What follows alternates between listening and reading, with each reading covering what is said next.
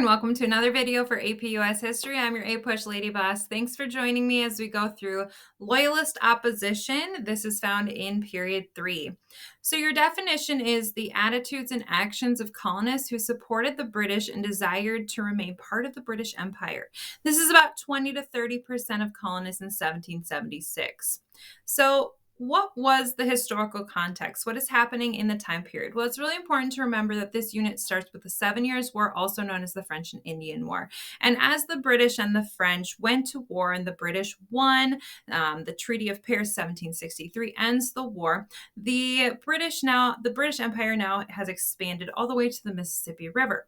However, this has not come without a cost. There's significant debt for Great Britain, and so they begin to end the practice of salutary neglect, which is the process of ignoring the autonomy, the economic autonomy of the colonies. And instead, they put in place various taxes and laws, which you can see there, which place many more economic restrictions on the colonists. So while this fuels the patriot movement, we don't see all colonists responding to this in the same way. The post-war prosperity, the uneven distribution of wealth, plays a significant role in whether people responded to this in opposition or with just frustration. So, Loyalist demographics and attitudes. Many of the people who were the strongest Loyalists are coming from New York, New Jersey, Pennsylvania, and Georgia. They're typically wealthier, maybe members of the church or the government.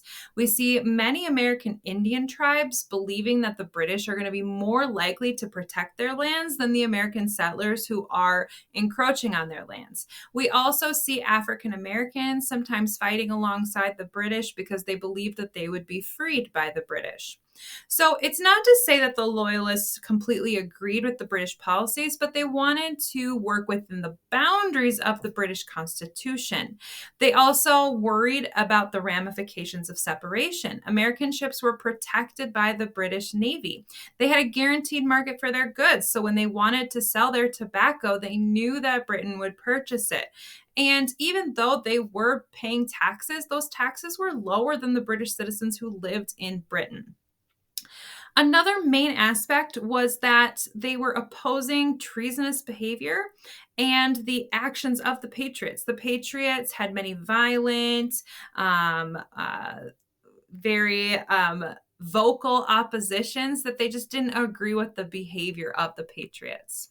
So what was their role in the Revolutionary War? Around 60,000 Loyalists, also known as Tories, fought with or supported the British. So the main group ended up fighting alongside the British. That was the main role that was helpful. They suffered a lot of harassment by patriots for their role. They also published literature. One of the more famous ones was called Plain Truth. And as you can see, that is the counter argument to common sense, just a rephrasing there.